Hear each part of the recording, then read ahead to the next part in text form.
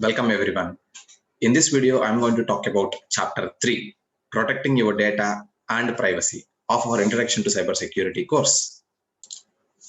In this chapter, I'm going to discuss about the different ways and means of protecting personal data and devices, setting up of strong passwords, usage of passphrases, the different authentication techniques that we can implement, and also how to handle social media. So let's start by understanding what do you mean by protecting your computing devices. As we discussed in the earlier videos, most of our sensitive information is now stored on your computing devices. So there are some simple techniques and simple steps that you can employ to make sure these computing devices stay safe. So these steps include keeping the firewall on, using your antivirus and anti-spyware, manage your operating systems and browser, and protect all your devices. To break these steps into ways of understanding it, I find many people who complain that using an antivirus or setting up your firewall does slow down the system, does not allow you to browse all the websites you need, etc. etc. They give many different reasons to bypass these two things. But those firewalls and antivirus are trying to protect your system from unwanted malware. If you're least bothered about securing a system, then you can switch them off. But it is always good to have a firewall. Just basic Windows firewall is good enough. So a firewall and also any antivirus or anti-spyware, anti-malware software running on the system to make sure that even though you are browsing sites which you might feel confident enough of browsing them without anything, they might contain malware. Coming to the last two steps, where management of your operating system and browser, what it means is you have to constantly update your operating system, keep it updated so that there are no known vulnerabilities, and even the browsers. You find that each and every time you get a new update to the browser, they send it through the mails or anything, update the browser. So please keep updating your browsers, because your browser is one of the way through which you send a request to the server. So if your browser has a known vulnerability, it becomes easy for the attacker. And the last point is very important, because right now each and every individual has more than one device to play with. They have a laptop, they have a mobile phone, they have a tablet. It's not just that you safeguard one device, you put all the mechanisms into that device and forget about the rest. Because usually now we are in the age of cloud computing. Our data is being accessed through any device which we want to. So if you have maybe 3 or 4 or multiple personal devices through which your data is being shared, you have to make sure that all these devices stay safe. So you run these antivirus programs, you install them, you keep the firewalls on all the devices so that all the personal devices are kept safe, not just for the namesake.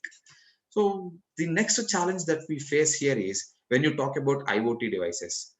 Personal computers, laptops, mobile phones, they are very much likely to get updates regularly.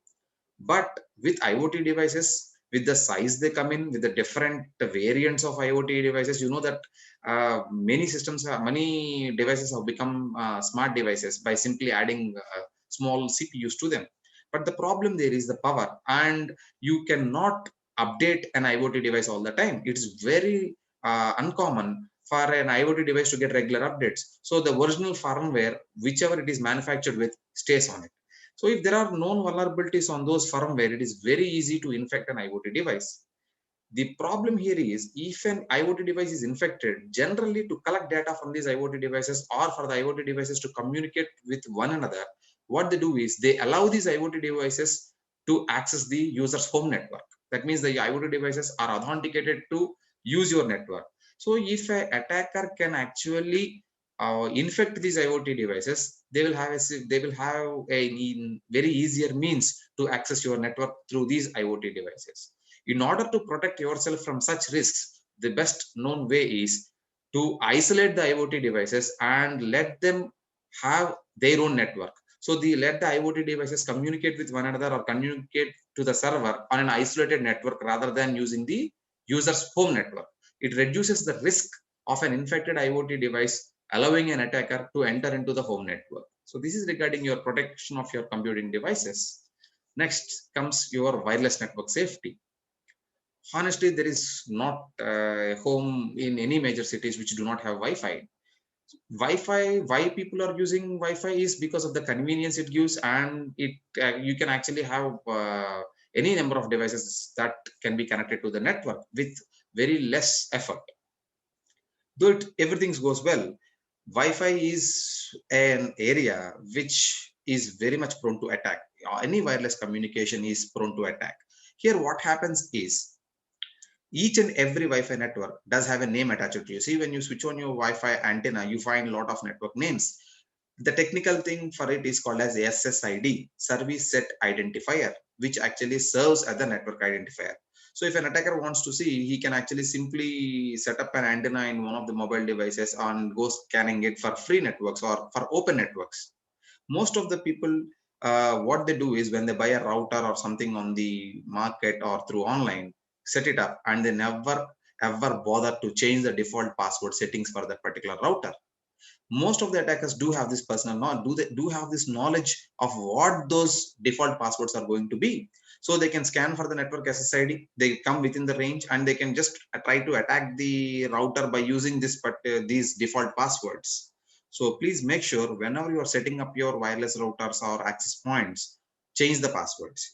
Do not ever leave the default configurations on them, because the attackers know them and they will find it very much easier to attack using these default configurations. Other ways of doing it, in some cases where you don't find lot of devices that are needed to connect to the network, is do not broadcast the SSID at all. That means you don't send it out, you don't broadcast the name of the network. If an attacker does not know what the name of the network is, it becomes really tough for him to hack the network or even try to get into the network. And also, when enabling security, you always have to make sure that your devices do support the WPA2 security feature, which is the recent standard for encryption. Earlier days, it used to be WEP, Wired Equivalent Privacy, but now it's been broken very easily. So now they came up with an updated version. Almost all the devices right now which you are using do support this WPA2 feature, Wi-Fi Protected Access version 2. There is a version 3 which is also coming up, and some of the latest devices do have the WPA3 also. So the one way of safeguarding your Wi-Fi is to set the router in such a way, do not broadcast the SSID at all, do not broadcast the network name, but it is not feasible for all the networks. Next thing, if you're going over to a McDonald's or if you're going to a restaurant, they say the free Wi-Fi. You find different places where they offer free Wi-Fi to attract the customers. Though it looks good, though it's okay, fine. But the problem here is when you are using such public Wi-Fi hotspots, you should never share any sensitive information. Because you never know who is controlling that Wi-Fi, what types of software or what type of tools are they using. Because it's an open hotspot, anybody can use it. So there the problem runs. I suggest, unless until it's an emergency, never use personal information or any financial information when you are working in a public Wi-Fi hotspot. Always do it within your confinement of your home network, where you know it's secure, where you know that nobody else has entered into the network. If at all there is an emergency and if you need to use it, try to use VPNs. Use encrypted VPN tunnels and services, so that at least you can safeguard yourself from people who are trying to eavesdrop. Eavesdrop, you know that they are trying passively to listen or to see what type of communications you're sending. Imagine you sitting in a coffee shop, and if you want to check your bank account, you have to enter the user ID and password. There might be an attacker just sitting beside you who is also on the network, who is running a network sniffer program, trying to capture all the packets that you're sending from your particular laptop. He will be able to find out what your username and bank password might be. So to make sure that these things do not happen, do not use or do not access or do not send any sensitive information or personal information in a public Wi-Fi hotspot. Don't do that. And finally, we all know what Bluetooth is and how good it is and how we use it to connect to your music systems or gaming consoles, etc., etc. Though it's good, it is also suggested that Bluetooth should be only switched on if and only if you are using it. In times when you do not need Bluetooth, simply switch it off, because there are ways of doing called as bluejacking, like just hijacking your device through Bluetooth. So Bluetooth also serves as an entry point for the attackers to enter into your device. The suggestion is, if you don't need Bluetooth, just switch it off. Don't put it on all the time. It's not good. So Let's move on to the next point, something called as setting up good passwords. I know that everybody uses a password. Each and everybody has a password. Let it be for your mobile phone, let it be for your banking or online banking, or even e-commerce websites, anything.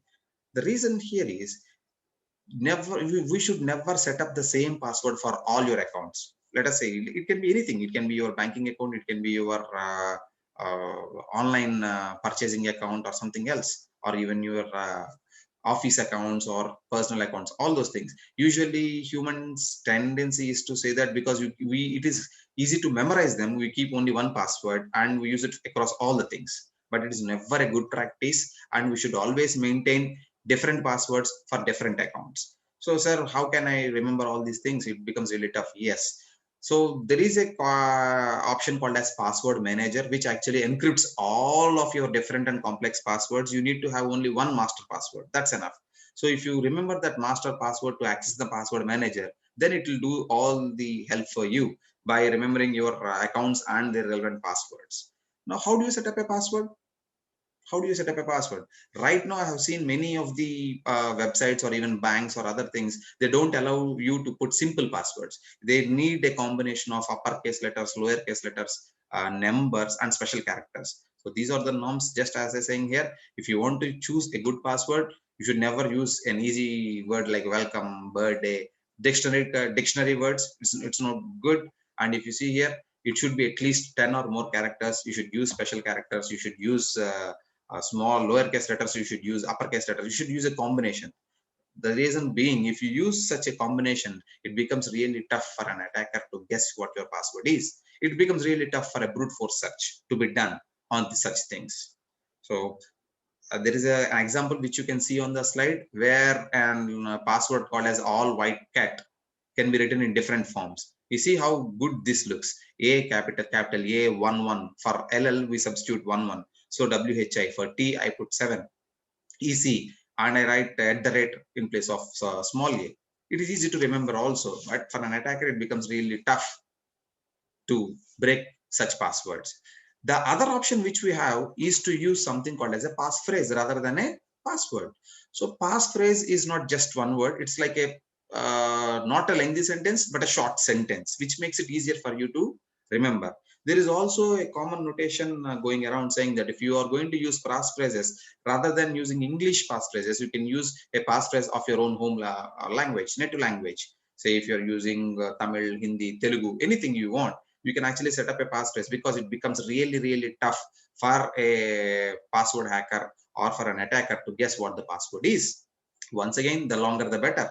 So you can actually choose meaningful statements. If you see, this is my passphrase, a cat that loves dogs. And once again, the same passphrase, a cat that loves dogs, can be rewritten in such a way, which makes it very, very tough for an attacker to break into it. And the length of the passwords will make it that complex. So the larger the length, the more the complexity for an attacker to break this particular passphrase. This is also another good idea of safeguarding your devices.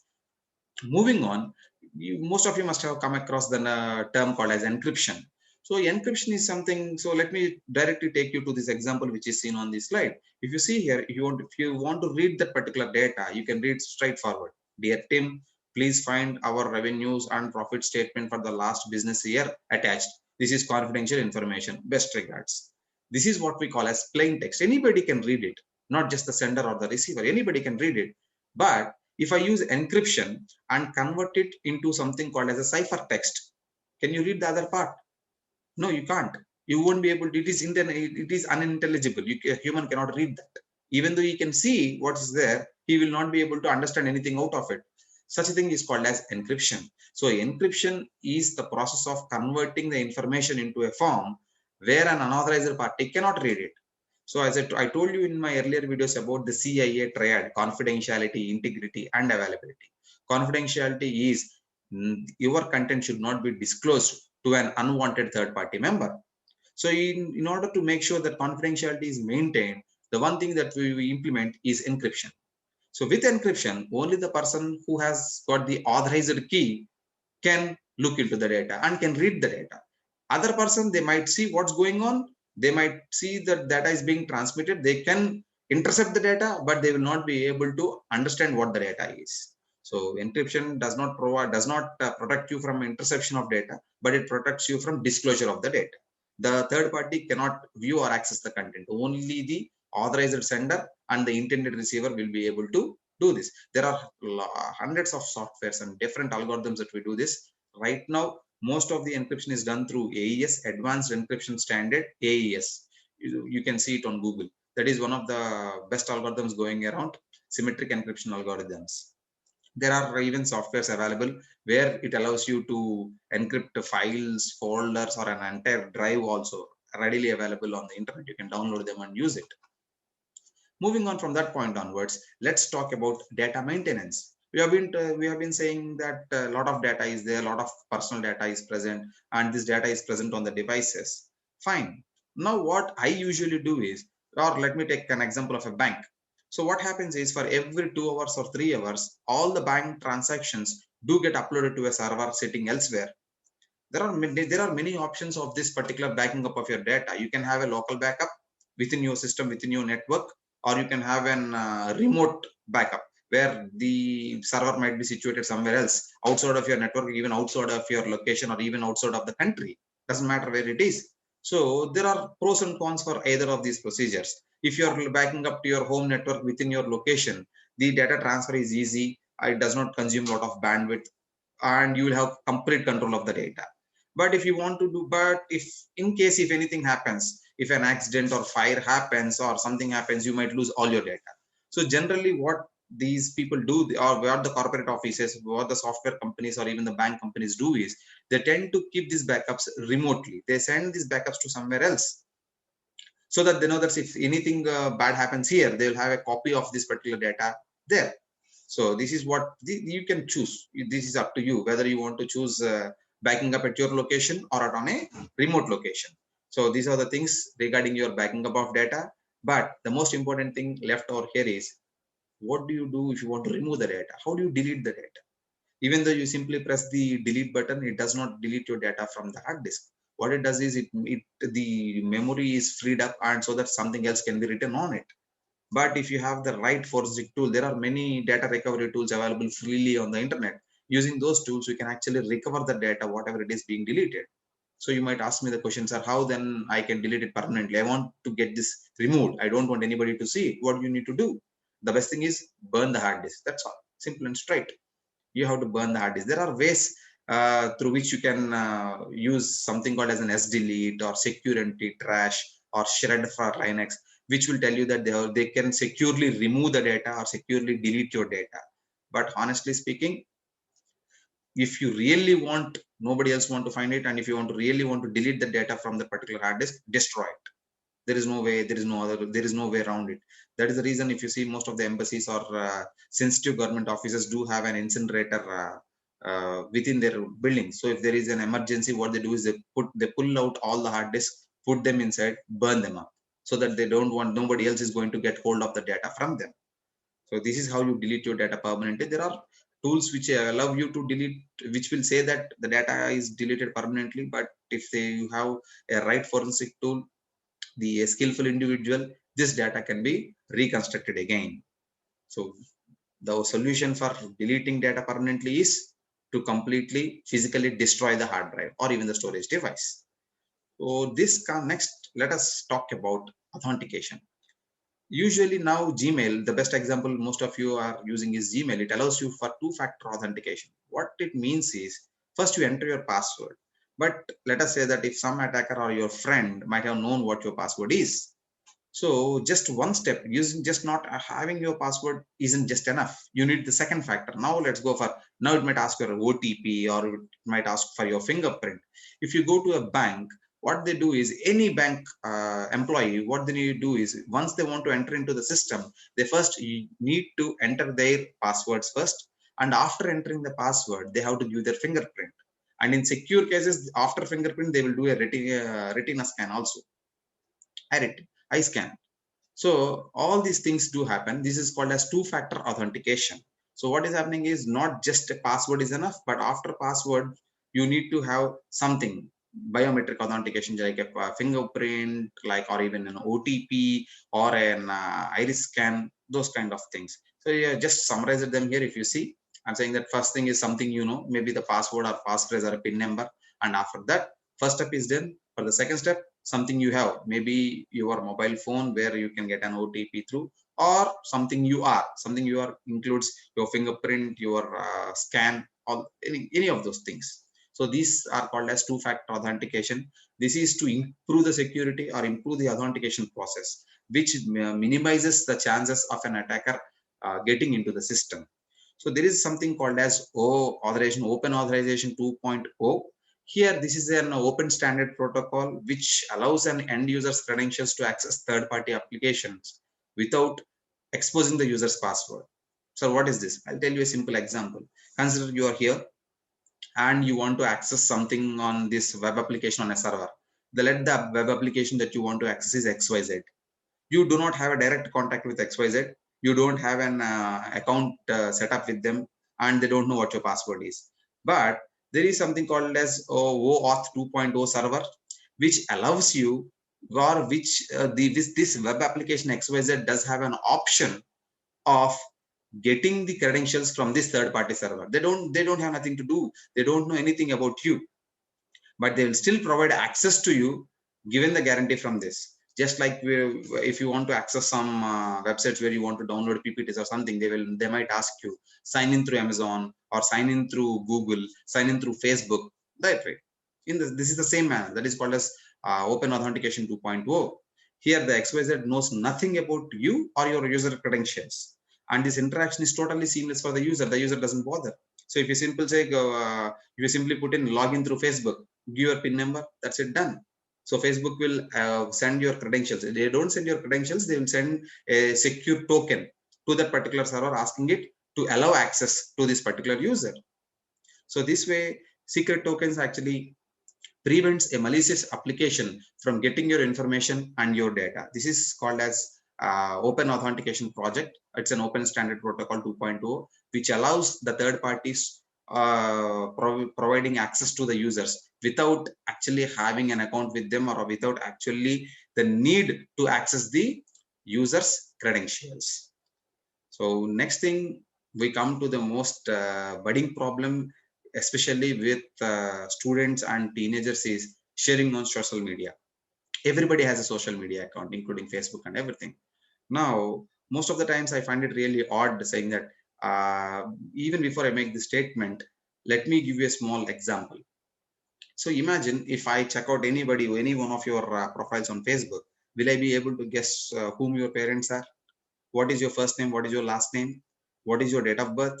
What is your age? What is your year of birth? Where do you live? Where did you study?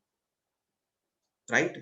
Think about it. So think about all the posts that you have made in the last 1 or 2 years, whether I will be able to get this information from your posts or not. Say someone says happy 21st birthday. I can simply calculate your year of birth, and the day where your birthday messages are being posted, I will know that that is your birthday date. And you'll say that happy birthday mom. I know whom your parents are. Happy birthday dad. I can find them out. And you'll say this place is good right now. Or where your photos are being posted, I can guess where your place of location is. So imagine all those posts that you have made on Facebook, and whether somebody can construct a profile, digital profile, based on your posts alone. They don't need to talk to you. And I can also see if you are posting a lot of information about cricket. I know that you're a cricket fan. And if you are posting too many posts about pets, maybe cats or dogs or even cars, I do know that you like cars. So there are many things. Or if you, I can actually gather a lot of information from your posts on Facebook, or not just Facebook, any social media platform. So please make sure that personal information should be personal, and private information should be private. You should not post each and everything on social media. I like this quote which I borrowed from the internet. Most of these pictures are taken from the internet. Everything you do doesn't need to be seen or heard. Whatever you do, you need not say that on social media to everyone. You need not communicate. You need not tell everybody about that. If you're having a good time, have it, enjoy it. You need not say everything. So if you're sharing too much of personal information about you on social media, it may come back to bite you. Maybe an attacker is creating a profile of you, and maybe he does have enough information about you, so that you are going to be a victim of foul play or victim of an hacking attack.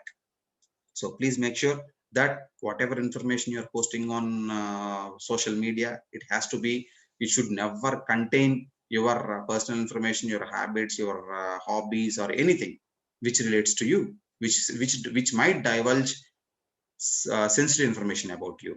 So please do not do that. At least if you're doing it now, remove those posts and make sure you educate others also, because this is a very big problem, and I've seen many hackers getting information about their victims from social media pages. There are many case studies. If you want, try googling these things, and you will come across many of those cases where attackers got a lot of information through social media, and they built a profile about their victims, and from there onwards they can actually do a social engineering attack or another attacks or a phishing attack. If you are a big fan of cricket, you might get an email saying that, hey guys, you won a lottery, you can come to the next cricket match with a free ticket. Obviously, because I am a cricket fan, I tend to open that email and see what's inside. That's it. You're hooked. You're done. That email contains virus, or that email contains a malware which runs on your system. And once again, email is a very convenient way. Every one of us use an email. I have 3 to 4 emails because it is an easy way to communicate. You can send email messages, you can send pictures, videos, everything, electronic mail. Even though it is very simple, it is once again prone to attacks. You have to make sure that most of these mail messages are sent in plain text. Recently, if they are encrypted, that's fine. If they are not encrypted, they are sent in plain text, and they are actually routed through many servers to the destination, on the route to the destination. So you have to do that. And even though if you try to erase your email messages, you might not be able to do that, because always the copy of this email messages are stored on the servers. You might not know this, but this is done. So similarly, when you're actually browsing on public systems or somewhere else outside, what we tend to do, or what we suggest to do, is use the incognito mode on your browsers, so that all your cookies or these information is not actually stored on the browser's history.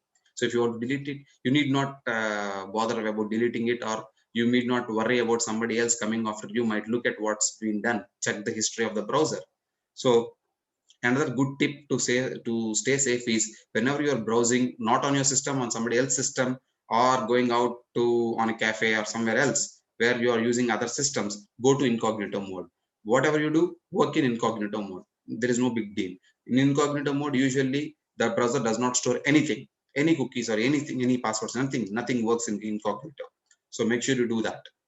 So with that, we come to the end of this particular chapter. It's here, as I said, the most pressing issue is don't overshare, because the biggest security risk could be you itself. Now, nobody else. See, we actually learned these things. Check out these two quotations. I hope you follow my advice, and please be responsible while sharing on social media. So thank you very much, guys, and good luck.